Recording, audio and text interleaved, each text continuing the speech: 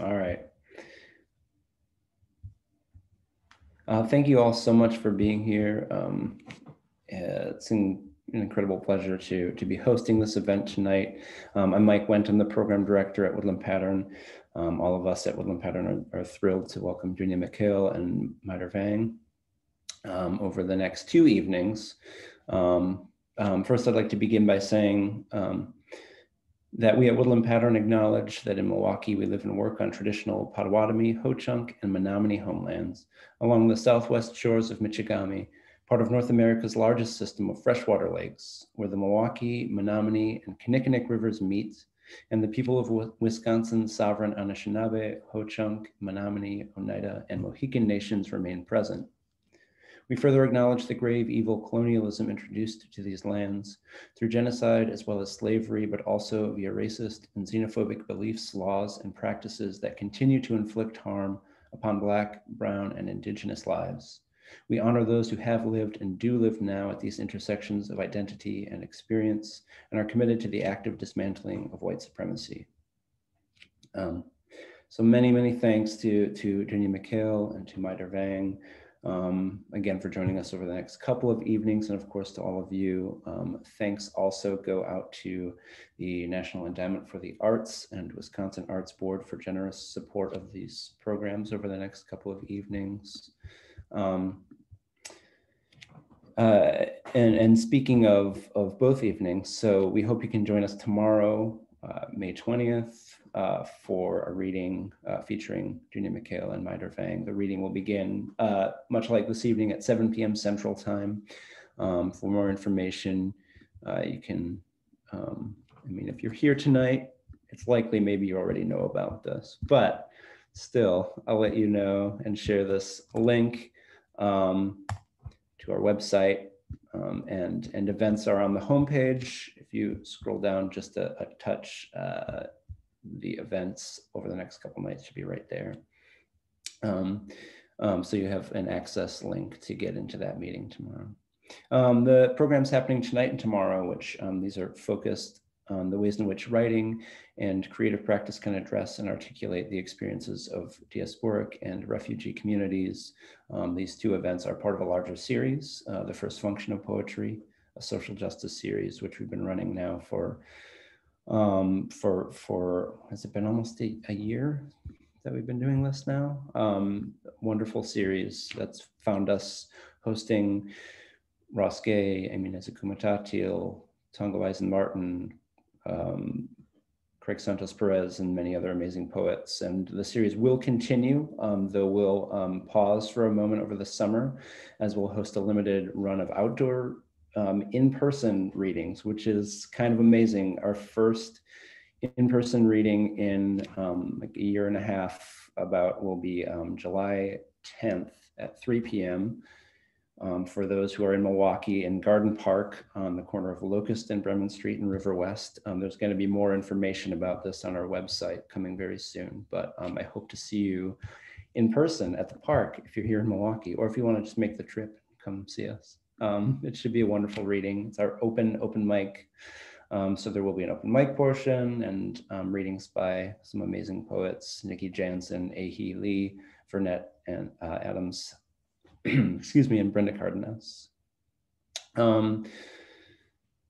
Okay, so we have books for sale by both Dunya and Maider on our online book center. So I'm going to share that link now and hope that you might shop there. Although, as of June 1st, you can also come see us at Woodland Pattern and buy copies of Dunya and Maider's books at that time. So, go online, buy them, or just wait and come see us and say hi and buy some books.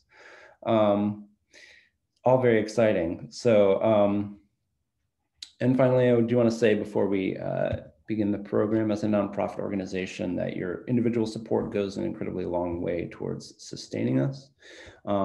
With this in mind, we're presenting all of our programs on a give what you can basis, and hope that if you're in a position to give, you may consider doing so. So I'm going to share another last link, give what you can ticket link. again, whatever support is possible, we're grateful for, and mostly we're just grateful that you are here with us, as that is an incredibly important form of support in its own right.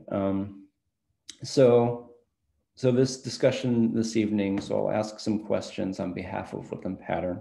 But in addition to those, there will be some time for audience questions as well this evening. So I hope that you'll share your own questions. If you could share those in the chat, that would be great. You can do that at any time during the conversation, is fine. And then we'll sort of, that's actually nice if we can like build up a set of questions in addition to those that I'll ask, that'd be wonderful. And then also if there happens to be a question that's maybe relevant in the moment, you know, we might dive in at that time. But in any case, later in the program, certainly we'll have time for audience questions. And now just a bit about the two panelists. Dunya Mikhail was born in Iraq in 1965 and came to the United States in 1966. Her books include In Her Feminine Sign, The Beekeeper, Rescuing the Stolen Women of Iraq, which was longlisted for the 2018 National Book Award for Literature and Translation, The Iraqi Nights, Diary of a Wave Outside the Sea, and The War Works Hard. She also edited a pamphlet of Iraqi poetry titled 15 Iraqi Poets. Her honors include the Kresge Fellowship, Arab American Book Award, the United Nations Human Rights Award for Freedom Writing. The War Works Hard was shortlisted for the Griffin Poetry Prize and named one of the New York Public Library's 25 Books to Remember from 2005. She's the co-founder of Mesopotamian Forum for Art and Culture in Michigan. She currently works as an Arabic special lecturer at Oakland University in Michigan. Vang is the author of Yellow Rain, forthcoming this year, and Afterland, which the latter of which was the winner of the 2016 Walt Whitman Award of the Academy of American Poets, longlisted for the 2017 National Book Award in Poetry, and a finalist for the 2018 Kate Tufts Discovery Award. She was also the co-editor of the anthology How Do I Begin? Among American Literary Anthology. She has been an assistant professor in the creative writing MFA program at Fresno State University since 2019. So welcome. And again, thank you so much to you both. To begin with, I wonder if you'd both be willing to begin by sharing your own personal familial experiences of forced displacement. And I'm going to also place, I just want to say these questions in the chat too, in case that's helpful for anybody. And perhaps we can begin with Mitre and then Dunya. Great, wonderful. Well, thank you all so much for being here. I just want to start off by saying how grateful I am to Woodland Pattern and to the staff for having myself and Dunya, and also how much of an honor it is for me to be speaking and conversing tonight alongside a poet who I really admire, Dunya Mikhail, and whose work I have followed, and I'm just thrilled to have this chance to be in conversation with you. So to share a little bit about myself and my journey. So I am Hmong, and my parents, they settled in this country as refugees from Laos. And I was born right around the time that they were resettled here as a result of the US wars in Vietnam and Laos. And so when those wars came to an end, my parents fled Laos to refugee camps across the Mekong River into Thailand. And you know, there are many stories of people who still or many stories that have been shared about the experience of what it was like to evacuate, to flee, to escape just after the country collapsed. And so that was about 1975 or so. My parents, they lived in the refugee camps in Thailand for several years before they were accepted for resettlement here in the States. And my sister, who's a year older than me, she was born in the camps.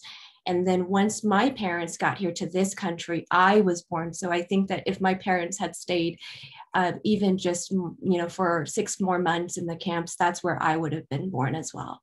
So I grew up as a child of the 80s, and I grew up, in a very traditional Hmong refugee family. Growing up, I didn't have the full context as to why my parents were refugees. I didn't know. I didn't know the story. I didn't know anything about the war. I didn't know about what they had been through. I didn't know about what Hmong people had been through. And for me, it wasn't until a little bit later in my life when I began to really question these things and want to know, particularly when I was, in college, undergrad, that I began to sort of like understand more the fuller picture of the situation and the experiences that led my parents to become refugees, and that then displaced a whole population of people all over the globe. And so a little bit about the war. The United States was in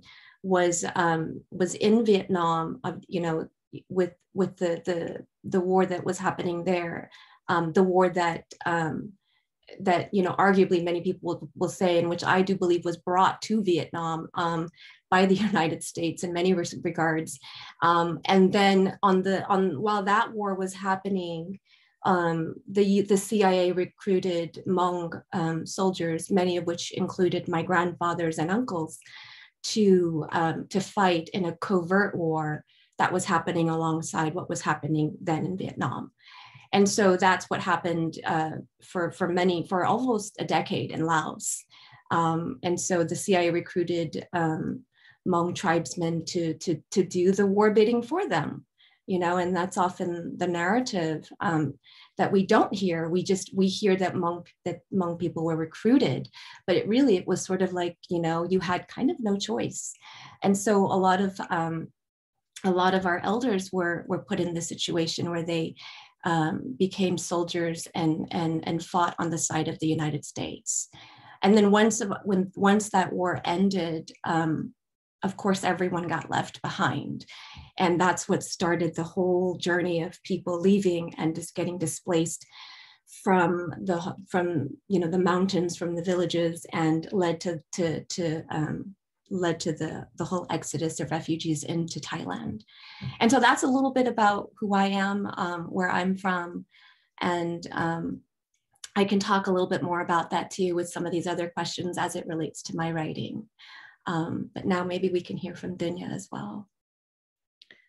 Thank you. And just like you and maybe more, I'm so happy to be with you this chance to in this joint event. And thank you for this invitation, Woodland. And thank you all for being here, even though it's, through the screen, but that's still, I'm grateful for all this. And I very much enjoyed what you said. This will stay in my mind, Maider, what you said about this, your distinguished experience of displacement, your parents. Mine was kind of different, even though I don't know, it's long, but I tried to kind of, I'm not good at making long things short. Actually, my problem is I make short things long. That's why that's how I write books. But but let me say that I've always heard from my parents, like when I was young, that we are going to America. And my father had immigration approval on 1979 to come to America with his family. And that means my mother, my 4 brothers, and myself. And I was the oldest, and I was a teenager that time. And my mother, she sold most of our furniture in Baghdad. We were in preparation for that trip, that anticipated trip. But then my father hesitated to leave the country. He owned a restaurant called Somerland, Somer from the ancient Sumerian Somerland, which was very popular in Baghdad, served popular Iraqi dishes. Foreigners, that time we had foreigners before the war, they were coming, it was popular. And he didn't want to, leave it and leave his work.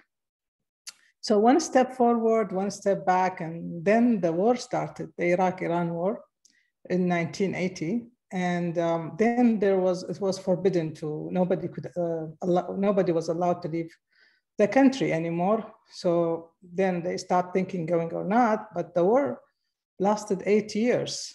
And before it was ended, my father died. He died young. He was in early 50. So our immigration, as a result, our immigration approval to come here, that paper became invalid because it was under his name. So we forgot about America and everything. I graduated from the University of Baghdad with a Bachelor of English Literature, and I started working as a journalist for the Baghdad Observer. But that was a tough job for me. I was someone, I like to be myself. I want to be myself. And I was already a published poet then. I had my first book published when I was a student. And, and started, I was one of those writers, that like to be understood by readers. But the challenge was how to be understood by readers, but not by censors. We had censorship was very strict and would put you in trouble to the point that you may lose your life if you say the wrong thing that time. And so my solution that I was hiding my images was hiding my, what I wanted to say inside images and metaphors with layers of meanings, like an onion I was creating. But in 1995, when I published my little book, Diary of a Wave Outside the Sea, someone came to my office in the Baghdad Observer, started interrogating me and asking me, what do you mean by this, by that? And he said he was a journalist and that this was a regular interview. I pretended he was a regular, that was a regular interview. So I answered him in a regular way, like things like, it's not the task of the writer to say what she means, but it's the task of the reader and things like that. But then it was serious that a friend warned me and advised me, a sincere friend, that leave the country because she found that through links that this journalist was actually preparing a report about me. He found me not taking sides, which was not acceptable that time at that place. And they wanted from us as writers, they thought like writers had really an important role in the society. They were like public. They wanted us to take sides and to encourage soldiers to go to war and die senseless death. So anyway, I managed to leave quickly through also the help of friends and their links. As I should stop because it's a long story, but I stayed about 1 year in Jordan, and I managed to come here. Just one thing, ironical thing I remember before leaving, because only few friends knew I was leaving, and something stayed in my mind. I'll end with it, the answer, which is my long answer, excuse me.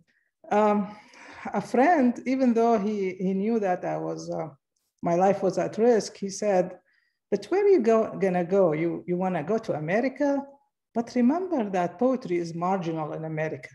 So for that friend, it was more dangerous to go to a place where if they marginalize poetry than in a place of censorship or risk or war and things. So it's like stayed in my mind.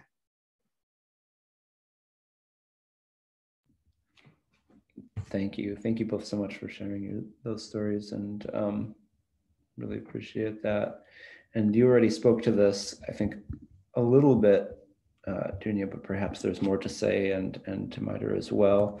I ask the next question, which is, how did you come to writing, and what drew you to poetry in particular?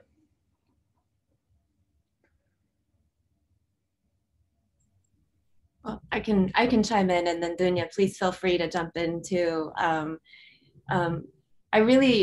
thought it was really interesting to what you said right now about how when you're writing, you do get asked about certain things in your writing, and then you feel the need, you feel like the people want you to explain yourself, right? And in your case, that was really interesting to hear about. It's that connection to to looking that journalist looking for particular clues in your work for things. Yeah, I think for me, what drew me to writing and to poetry in particular is I feel like I've always had a connection with literature in one way or shape. Even as a child, my parents, they did not read or write in English, let alone really speak it. Or they did not speak in English, so let alone read or write it. And so, so I, you know, growing up, it was sort of on me to, or on us, the children, to really kind of figure that out in support of my parents, figure out how to get around, how to talk to doctors, how to communicate with my teachers. And as I began to sort of adapt and figure things out slightly, I began to see that I really enjoyed writing. And this was maybe my elementary school years.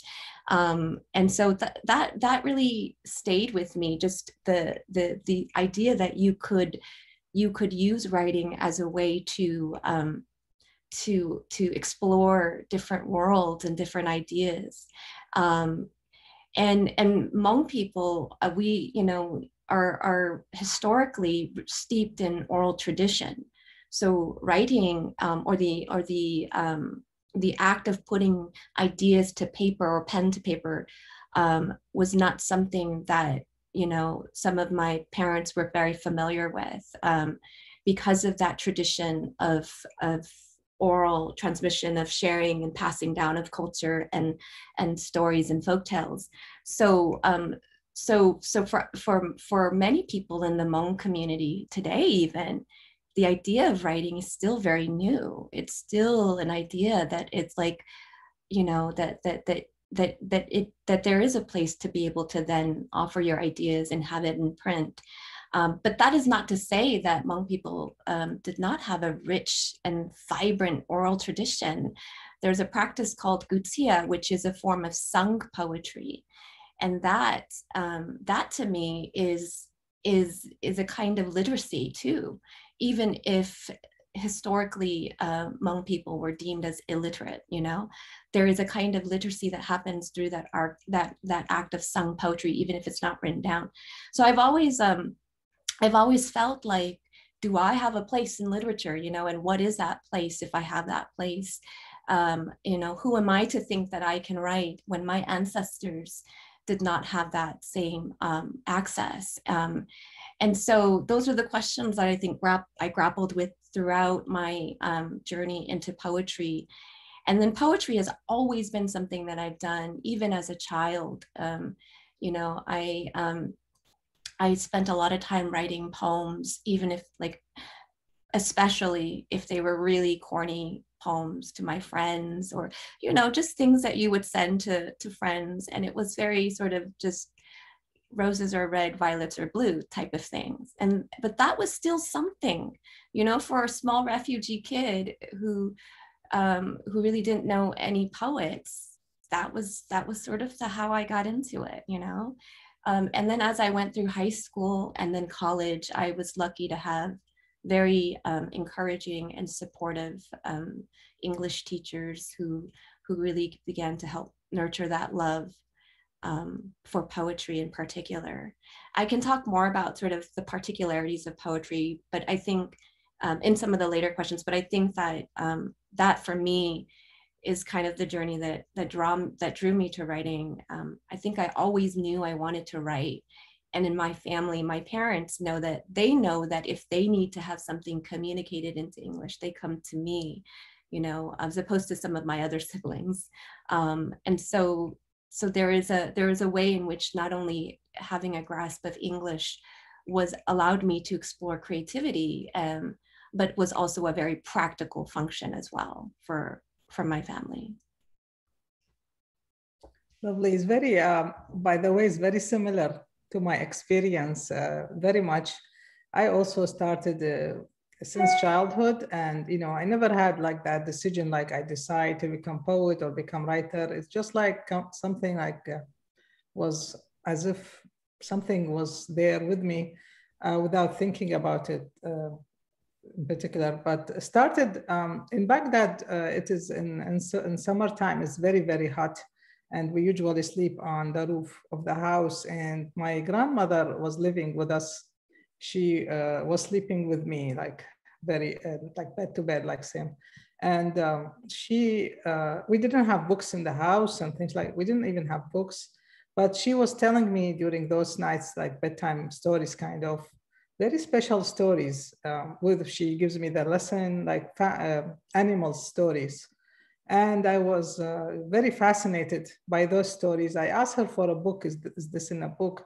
By the way, she narrated. She told me those stories in the Aramaic language. That was my first language, Aramaic, at home. But I mean, I learned Arabic from school. But so I wanted something that I wanted to read these stories in a book. And she said, it's not in any book. And she said, in the future, you will do the same for your grandchildren. You should tell them these stories. But in the morning, one of the mornings after hearing these stories, as usual, I would, you know, go back. We didn't have, it was different, not through alarm, but sun is very strong. That's how we wake up, because it becomes so strong, you have to wake up in the morning. And sometimes there were flies over my head that kind of, so from the noise. So when I went downstairs in the morning, with those still in mind, those stories, I started writing them in Arabic. I heard them in Aramaic, but I was writing with the language I learned in school, because I couldn't, until now, I don't know how to write in Aramaic. I only know it as oral language. So I wrote them in Arabic and started illustrating them. And that was my very first experience with literature. But then in high school, I heard friends calling me the poet because, just similar to your experience, I was writing some short poems as birthday presents to my friends. Those, you know, simple that time, as you said, like those kind of simple expressions, but they were thinking of them as poetry, and they were calling me the poet. That was first time I hear somebody call me that. And it's like also just how you said, it's like I also have specific things to say, you know, like why poetry or this and that, but that's how gradually, like that was how it started. And then in the college, we don't have like things in Iraq like what you call here MFA. We don't have such program, but we had in the college other friends who were also writers that it was kind of informal MFA because we were sharing, reading to each other, critiquing, you know, discussing what we were writing. So, and then that's how it became more serious, because they gave me encouragement to the point that I didn't want to publish that early, but they like they took care in it, in publishing and distributing by hand. That time it was, they would take, everybody would take some and distribute. My friends, they distribute the book to the bookstores and to the sellers in the street and things like that. Like they took care in it and publishing and encouraging to you know, publish that early. But that's how it started.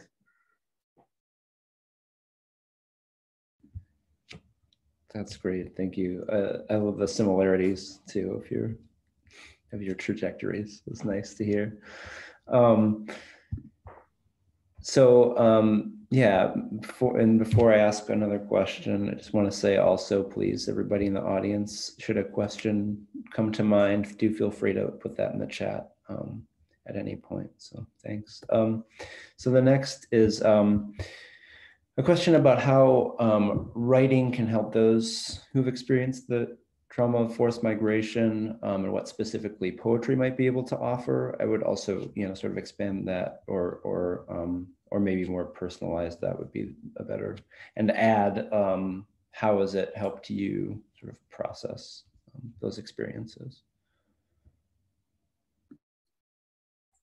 Oh, I love what you said too, Dunya, about how, you know, like even though you didn't have the MFA model, you had a community of peers who you could share your work with in a that was not like within that academic setting. And that they helped you distribute your work too. I think that, like, to answer this question, and to speak also about like how writing helped from that perspective, and from a community-based level too, like when you said that, it reminded me of the work too that I've done with the Hmong American Writers Circle, which was a small collective of Hmong writers who who, you know, for, I mean, we were meeting very actively maybe about like years ago. Right now the group is kind of like on hiatus, but we had a very similar model to what you described, Dunya, and we would just meet to talk about our poems. And it was, some of the students were in an MFA program, so they were able to sort of bring sort of um, a bit of that MFA structure, but we were doing it in a community-based setting, right? And we didn't limit ourselves to this MFA model either. And it was really great to have that space to just be in community with other people who could relate to your work, and who could also help you, just because, you know, from my experience, there are so few Hmong writers that I know. We're a very, very small and very minuscule population within the landscape of writing in this country. And so there's probably about 8 to 10 of us who are actively still writing and actively publishing. And so I think having those small collectives or spaces that we create for ourselves is so essential and important, especially when you come from a community that has experienced a kind of trauma, or a kind of, you know, experienced forced migration. So building those spaces that you carve out for yourself and for others is going to be, it can be so transformative, in the way that it was for myself, and in the way that it was for other Hmong poets who I found because of this collective.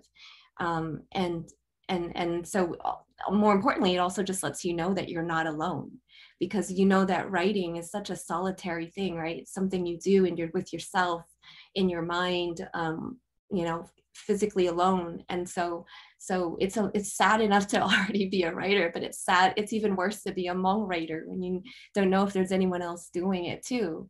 And so that, I think, is important. And then to speak specifically to about what poetry can offer, you know, I think that from my experience, like I feel like there's something about poetry that allows me to get to the truth of what I want to say, even if I'm not saying it literally in the poem. Maybe there's something that's being evoked in the emotion, or the language, the syntax, that the something in that poem. And I think that's what I feel like I've always needed, is just that space to be as emotionally honest as I can be, without needing to like explain myself. And for me, I think poetry has allowed that to happen. You know, people have said that some of my poems, I mean, and they've been really, really generous in their feedback to say, you know, your poems are very complex and I don't really understand what you're saying. Like, I don't get it, my dear. And I am okay with hearing that, you know, I'm okay. And I respect that. And because I think that even for myself, like, we're always learning. I think I'm always learning still. I as long as I can still continue to surprise myself about what I've written, then I think I can continue to keep writing poems that I'm proud of, you know.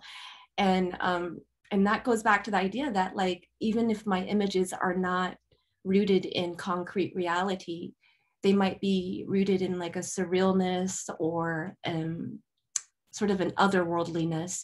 Even if it's rooted in an otherworldliness, there might be still some truth to that otherworldliness. There's a way in which I can tell the truth more by evoking the other world, if that makes any sense, as opposed to evoking our reality as it stands.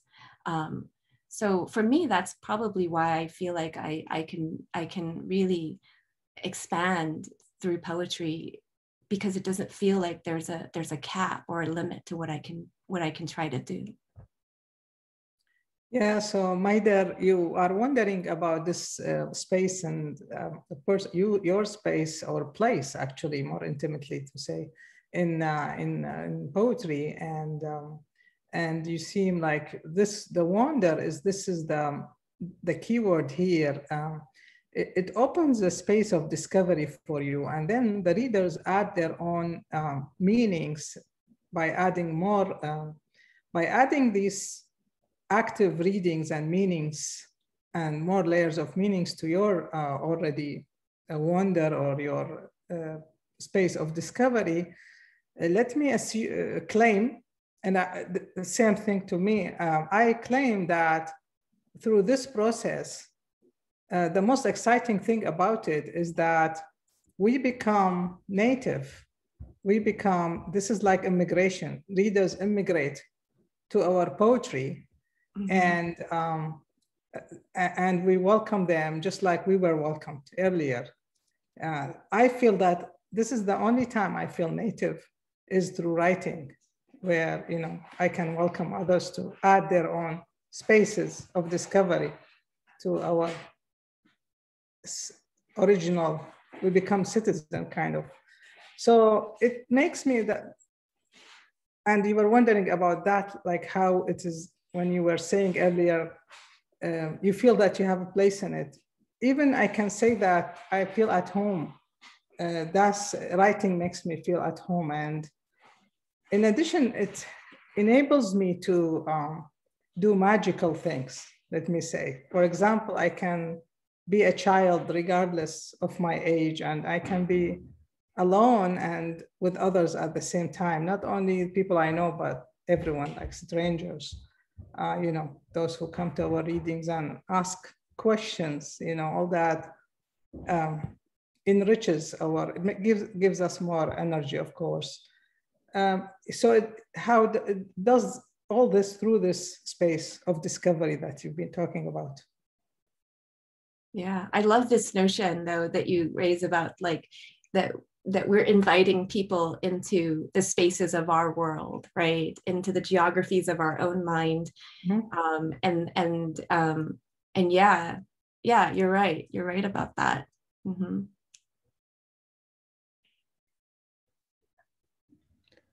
Yeah, thanks to you both. And I appreciate also the conversation about those communal aspects of writing, right? Everything from gathering at a reading to sharing physical work to, as you both talked about, right, giving poems as gifts. So another question now. So you both directly address writing and very directly, I think, address writing and language often within your poetry, and also do write through multiple languages. I wonder how these practices speak to and illuminate certain aspects of your own experience. Dunya, do you want to take that? Because you definitely have more experience doing translation work, and I'd love to hear your perspective. I was wondering, do you write directly in English, Maider? I write in English. I have done, I can read and write in Hmong as well, but I haven't attempted full poems in Hmong. I might have, I might use some Hmong words, but I've never, and I haven't translated either, from Hmong to English and English to Hmong. Mm-hmm. Yeah, I'm thinking about it, that I think that's the sort of the natural next step for where I'd like to push myself in my work. Mm-hmm. But I'd love to hear your experience. You have a ton of experience doing translation work, and I'm curious. Yeah, well, thank you. It's when I, came here and I knew some English that I learned from my work at the Baghdad Observer. And so I was lucky to be able to coordinate with other translators. So I always was coordinating, and I was lucky with all the translators who did my translation of my books. But recently, specifically with the last book, In Her Feminine Sign, published from New Directions, or my books are published from New Directions. And this, for the first time that I did the translation myself. And in the preface, which is not very long, maybe if I read it, it gives that it's kind of 2 paragraphs. I don't know if it's too long to read, but it gives, say in it what about this process of translating it myself, or what I call writing it twice, because I didn't feel it was real translation. So before the reason I did that I shifted from coordinating or leaving it to another, like a native translator, to doing it myself, is that when another translator translates your work, they are faithful, just like I would be if I were to, when I translate. I do translate, but I translate from English to Arabic. It's easier for me. So I translate some American poetry into Arabic. And I am very faithful when I do that. But so they are faithful. And so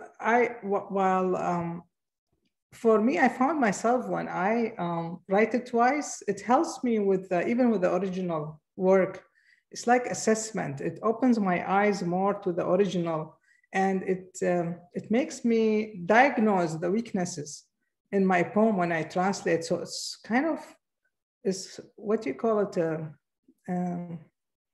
not editing, like when you work on it again and again, the work. So it is like maybe editing. So I found myself more sensitive toward my first language. It's not automatic as usual because you know how it drives me crazy, but it helps me with my original text. If you don't mind, I read, even though I translate, my English is not there yet. So maybe to give better idea, I have it here written where I thought about it. So these poems that I wrote twice in Arabic, then in English. I wrote these poems from right to left and from left to right in Arabic and in English. I didn't translate them. I only wrote them twice. Writing these poems in 2 languages may makes a new original. This process somehow liberated me from having to follow the first text, particularly when the second text came first, given the cultural connotation. To capture the poem in 2 lives is to mirror my exile, with all of its possibilities and risks. But as home is a flash through exile, a poem is sometimes born on the tip of another tongue. It was annoying to me in the beginning when my poem pulled me right and left, but I always follow my poetry, just as people say to follow your heart. Well, to justify my choice, I would claim that allowing such a dialogue between the 2 texts is democratic, and even hopeful that East and West may meet in that crossing line between 2 languages. But this is not to say that I've achieved a linguistic utopia. To produce a text in 2 languages is to always hold the mirror to the first text, while the mirror behaves as if that text is actually her mirror. The poet is at home in both texts, yet she remains a stranger.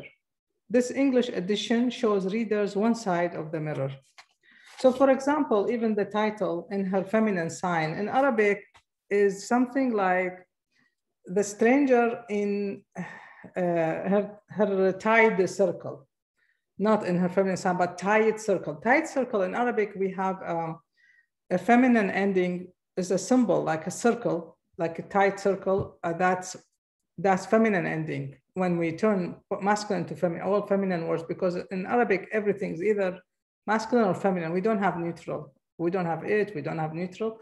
So, and we never thought like it's tight circle, but then I started, for like long story why something happened, things happened that I started thinking seriously more about the tight circle as a feminine symbol.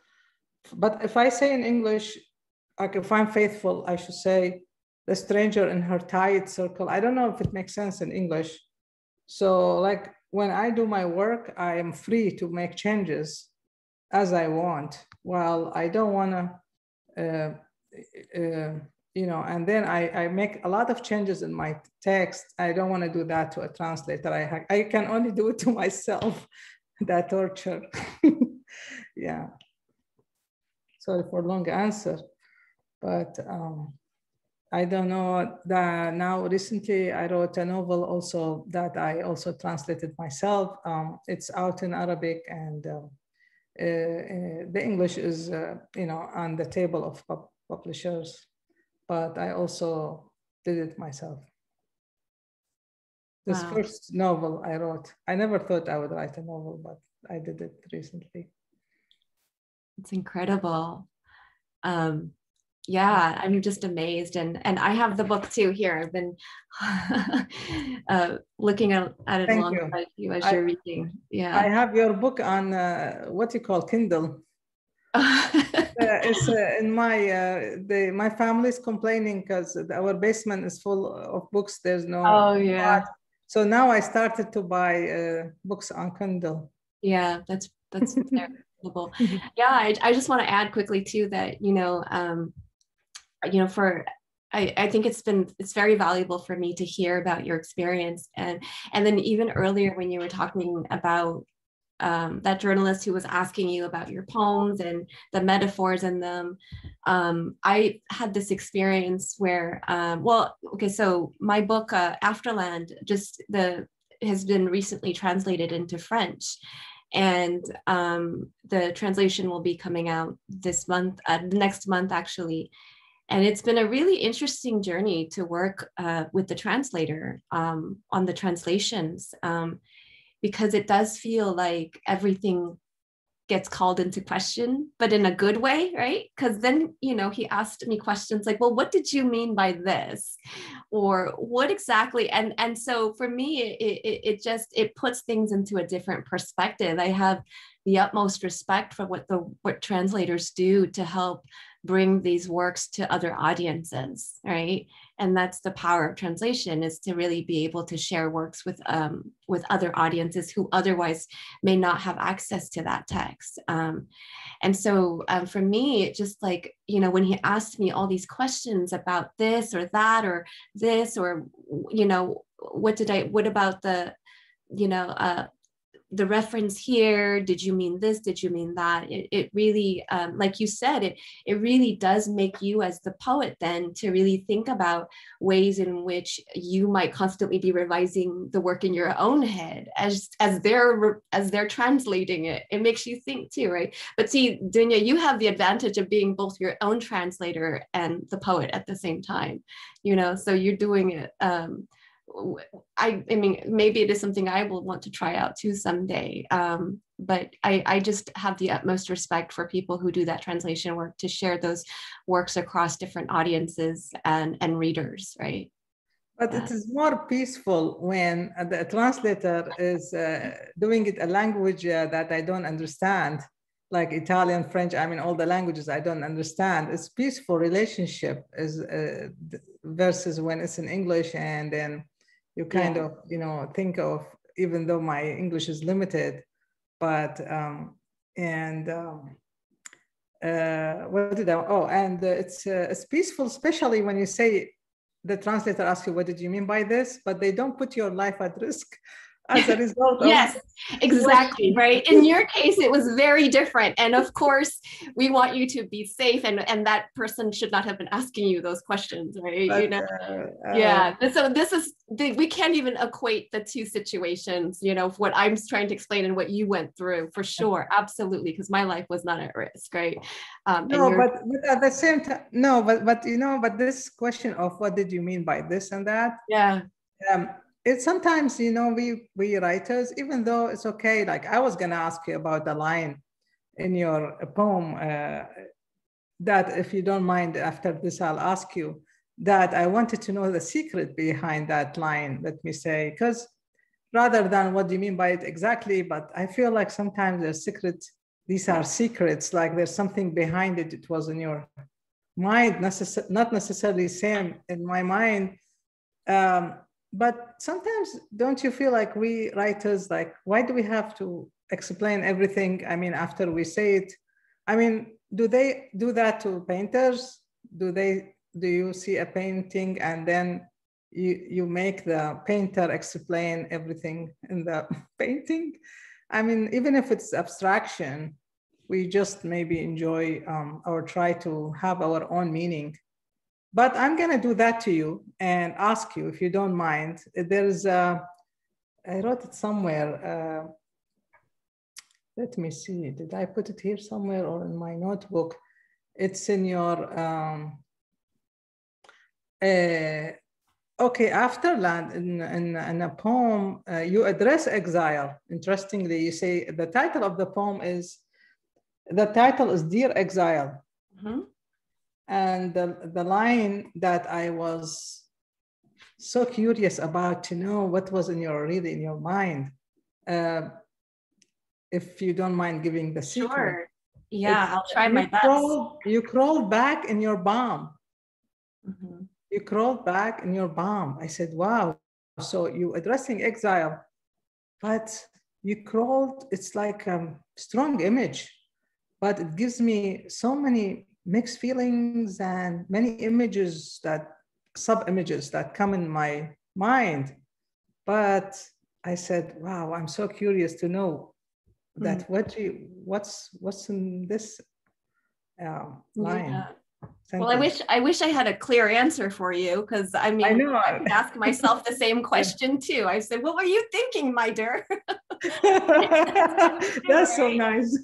I like that. What were you thinking? What were you doing? What are you trying to say here? I often have those conversations with myself, especially when I come back and read old poems.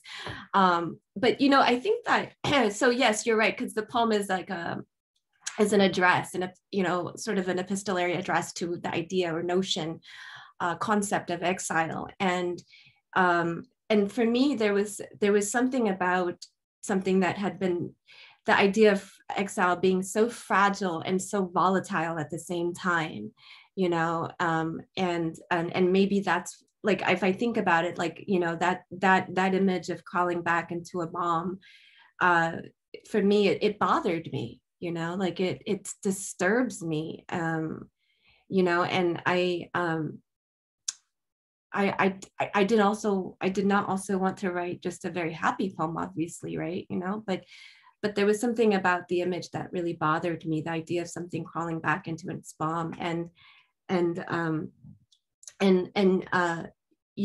When also there's another poem in this collection called regarding the unexploded ordinances, the UXOs. I can't find the page here, but there's another poem in the collection that addresses the issue of UXOs. And during the war, Laos was one of the most heavily bombed countries in the history of bombing campaigns. And to this day, I mean, there's a statistic that of how many bombs were dropped, and I can't remember it exactly, but it was an alarming statistic. It was just absolute and utter devastation to those villages, that in so much so that they were no longer habitable. And there's a massive effort still to sort of clean up all of the unexploded ordinances that are still within the landscape of Laos, and that is something that the United States is taking responsibility for. That, and so I think that the bombs, they come up throughout this book, and this was maybe one instant where it just wanted to make itself known again. So that's kind of my thinking too. This poem too in particular, I feel I was thinking about trying to write a series of dear poems, and I didn't know, like, if I wanted to write it to actual living people, or if I wanted to write it to notions of, or ideas like exile. And for me, as someone who never got the chance to return to this landscape, and who I don't know, like, I don't know if I'll ever have this chance to see this space, to see this land. It always feels like it's out of my reach. It will always be out of my reach, in some way, shape, or form. So I don't know if that answers your question. I know it's not clear, and it's very moving. It's what you said, you know, it's like another poem beside the poem. It's how things stay in our subconscious mind and these bombs, and then they come in these images. Yeah, it is moving. yeah. And I think you're right. It's really rooted in the unconscious, like just what, you know, like sometimes I think that my conscious mind isn't aware that the poem has already been written, but my unconscious mind has been already writing the poem. And sometimes I think these are poems that I've been writing all my life, you know, and there are still probably more I hope to write, but yeah, you're right to sort of acknowledge that the unconscious images that haunt us, that live with us, whether we see them or not. Right, it's very powerful though, and yeah. So we've kind of taken over, Mike.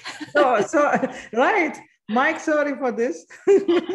Oh, this is great. I'm glad you took over. In fact, I mean, you know, maybe I can throw down two questions, because you've already sort of been doing speaking to or through the question I was about to ask, or was going to ask next, which is, are there any questions either of you would like to ask each other?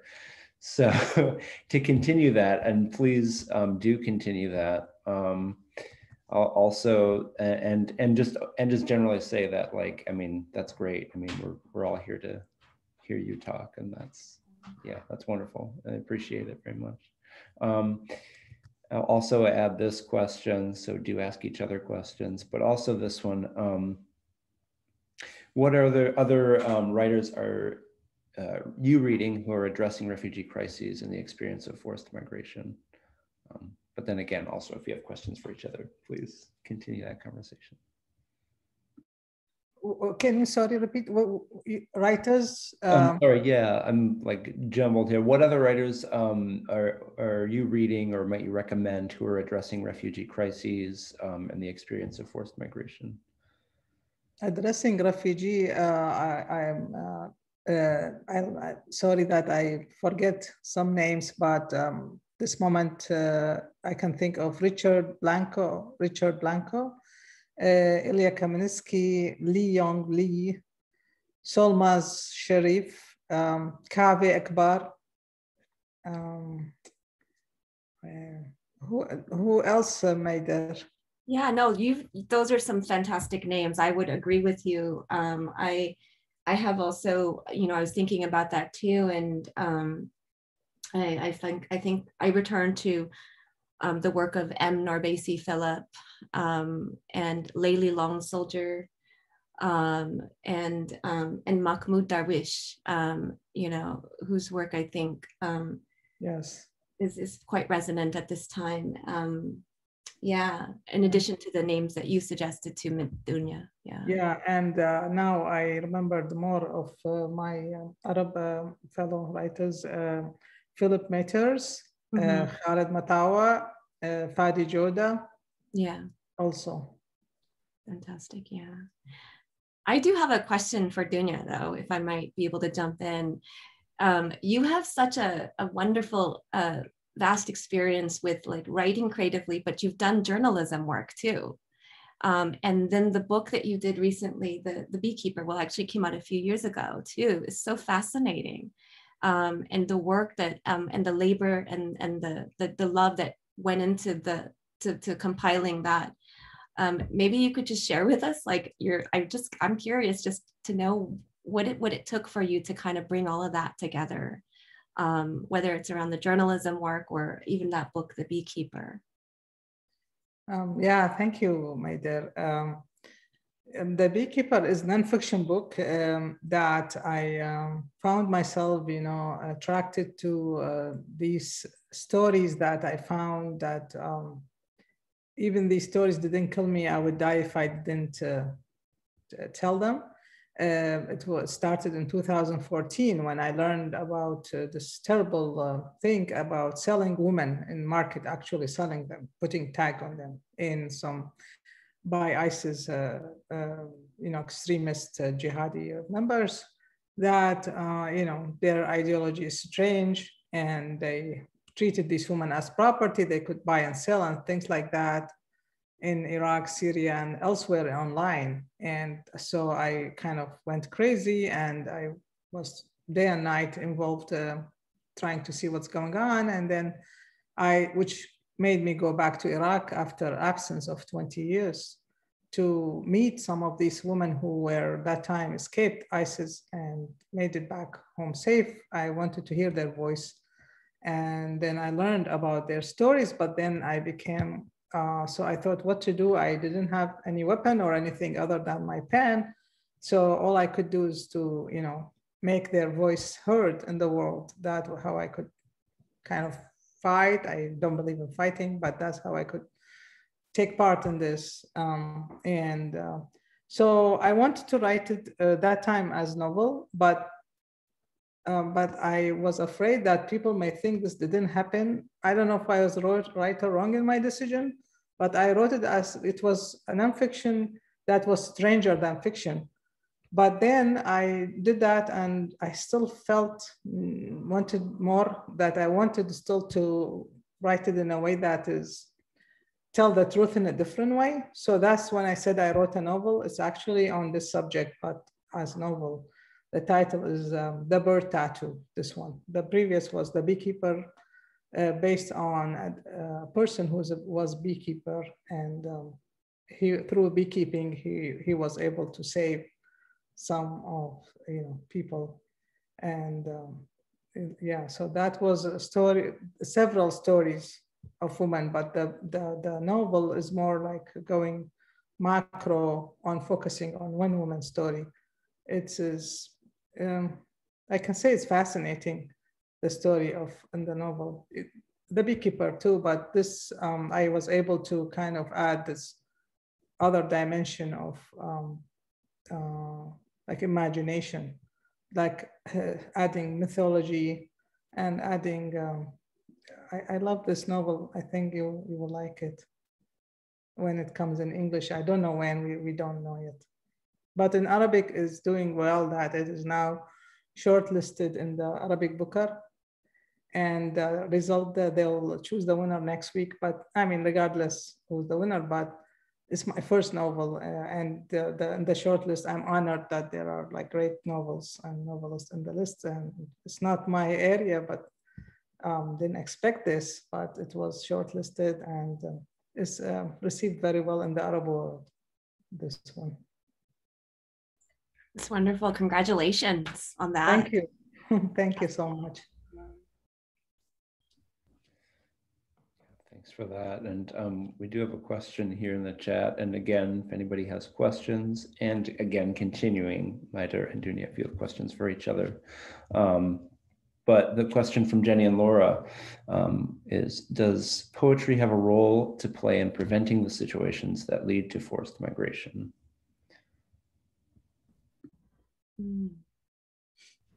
That's a great question. Dunya, do you want to open up on that?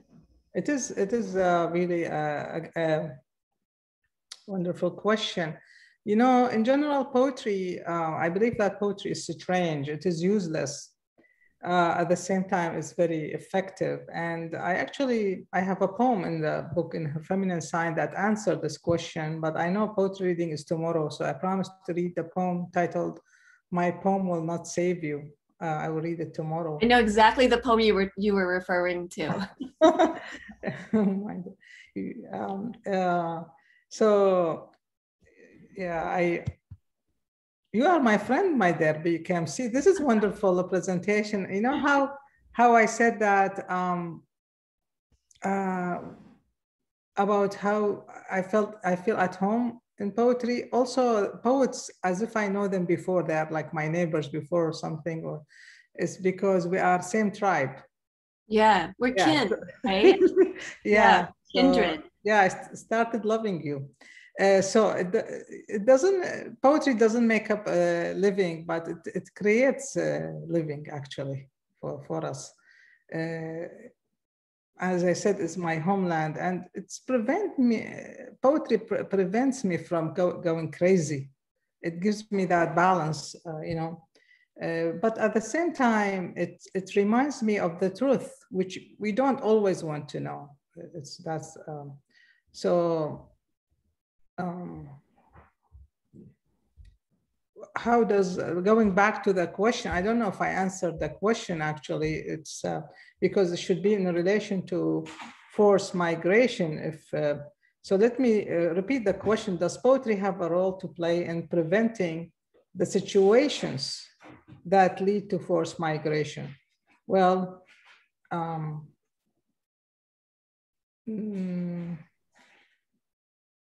for me, when I say poetry saved my life, you're going to think it's metaphorical, but it actually did. Because you remember how I said that that I was able to leave quickly, actually, because the reason my friend did to help me with that through links is that they wrote in my passport that I was a poet. So they gave me that as a profession.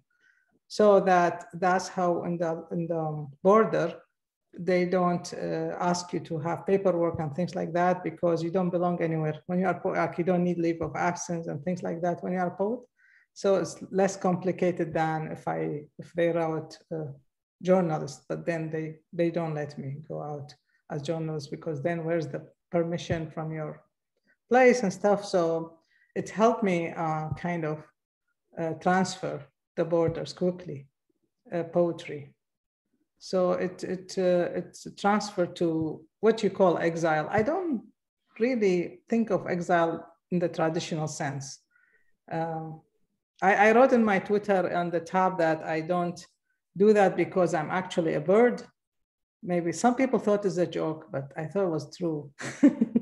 So I have this feeling of bird, how I can, like, I don't, believe in the borders and that this sense of freedom or how it's supposed to be. So, so when I lost a country, I don't want to say lost it, but left it, poetry gave me homeland. And when I'm not sure about, I'm a spiritual person, but I'm not very religious. So poetry is like religion. So it gives me what it is how you said,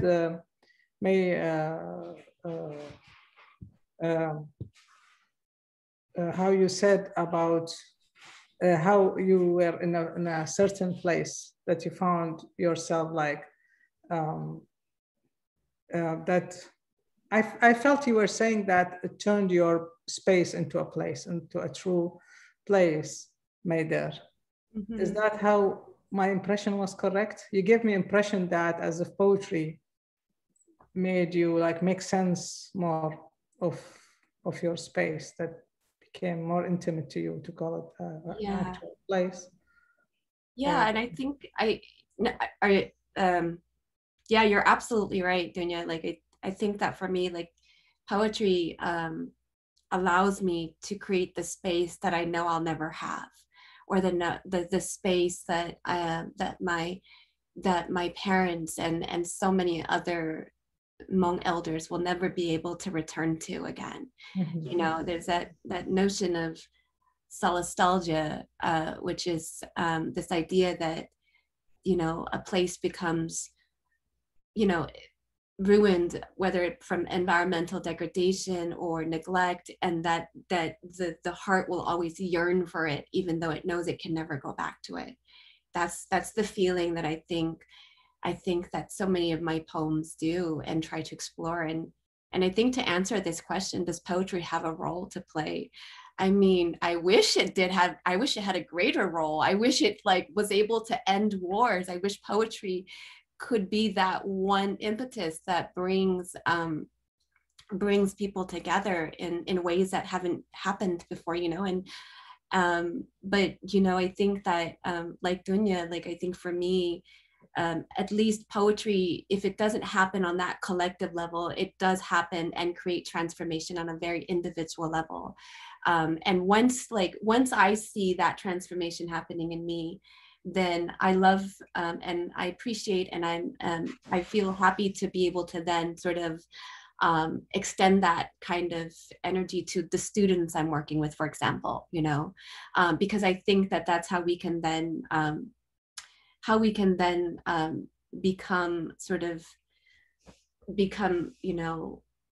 I don't know, the light bearers of poetry, and be able to then, you know, shine that light brighter for the rest of the world and the rest and communities, for communities everywhere. So yeah, I think poetry, I wish poetry could have a bigger role to play in preventing the situations that lead to forced migration.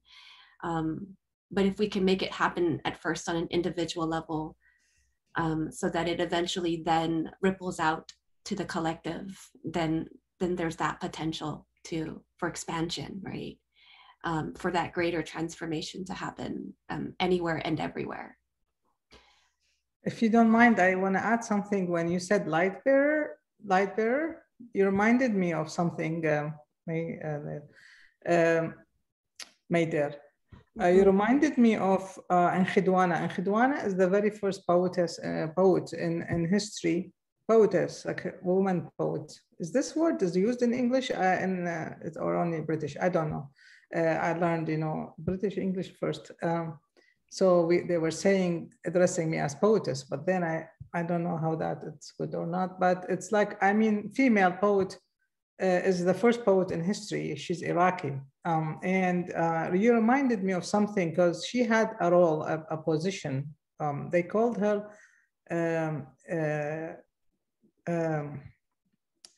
not lamb, what's called? Keeper, not lamp. What's the other thing? What does she? The torch. Is that like? Are you talking about a torch or a? Lantern? No. Sorry. A different kind of light. Forgot it. But it's all similar to everything we're saying. How can I forget that? Keeper, flame keeper. Sorry. Flame keeper. Flame keeper. They call her for flame keeper. So flame if we think of flame as aesthetical and also ethical or like moral, that's a good role, I think, for any poet that she had that at the first, because when you said light bearer, it came to my mind Khidwana with flame keeper that she had as position. That's how they, was officially, that's her role. Yeah. That's beautiful. Thanks for sharing that. Yeah. Thank you also for reminding me of this. I want to write about Enkhidwana for my first book, but I'm not sure that I'll do that. Well, many books still to write, right? I don't know. These days, I'm not writing it since a long time ago. I don't know. I'm distracted, I think, of this, what's happening in the world, maybe. I don't know. But usually I don't have this, what is called the writer's block. I usually don't have it. But this first time, I don't know if I'm having it or just something similar. But like for some time now, I didn't write something. But I'm thinking of Enkhidwana as maybe I will do something about her or not. I don't promise, but maybe. What do you think about these days? Just about our world and life, and yeah, it's been. Are you writing something new or is it new poems? Yeah, you know, actually, well, my second collection of poems is coming out in September. Oh. So I've been, you know, getting that together, you know, and you know how the feeling is before a book comes out, right? It's always anxiety and nervousness and yes. But yeah, that's coming up for me. But you know, like you, I go through very long periods where I don't write anything. I don't think you said that, but you said that this last period has been you haven't written anything, but you normally don't have writer's block. And but for me, like I go through, because I also teach. It's you know, just the balance of having to teach and then also spend time on your creative work is a little harder to achieve. And so for me, I'm trying to figure out how to do that, you know, how to still keep writing and then also really devote myself to the teaching as well. So yeah, but right now I think my energies are focused on this forthcoming book. So What's the title of the book? The book is Yellow Rain. So Yellow Rain. Wow. yeah, yeah. This is in reality, or it looks like in a painting. Yeah, well, actually, it's a little harsher than a painting. I wish it could just be a painting, but it's a book that explores the allegations of chemical and biological weapon. Wow. Yeah, that were committed against the Hmong people after the war. So, I yeah, love this title because it's ironical.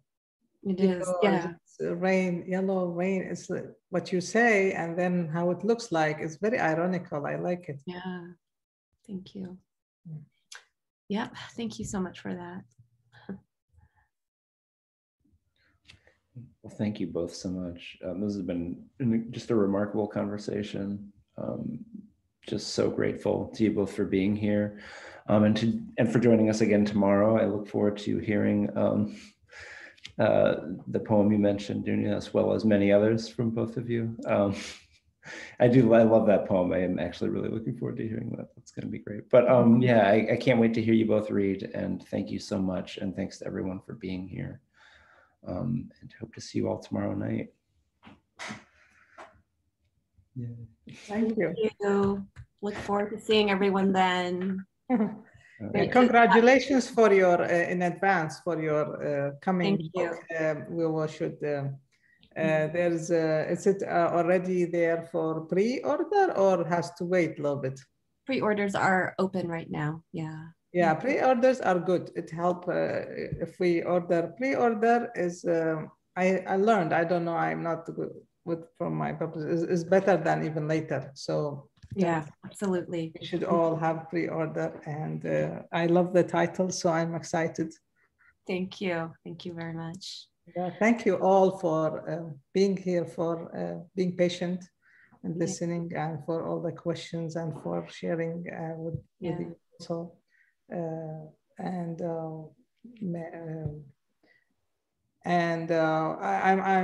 looking forward to our tomorrow meeting again. Yeah, absolutely. Likewise, we'll meet again tomorrow. And thank you, Mike, for moderating and offering these wonderful questions. Yeah, absolutely. Thank you both, and good night, everybody. Bye. Good night. Good night. Bye.